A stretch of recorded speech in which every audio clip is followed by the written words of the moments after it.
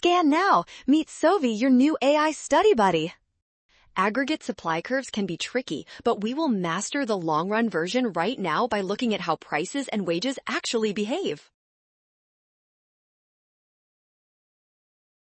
First, we must recognize that the long-run aggregate supply curve represents the economy's potential output when all resources are fully utilized, making the curve perfectly vertical on our standard graph.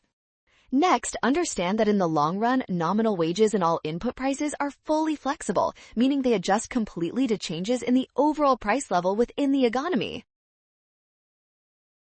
Because these prices adjust perfectly, the real profit stays constant, ensuring that the total output remains at the full employment level regardless of the price.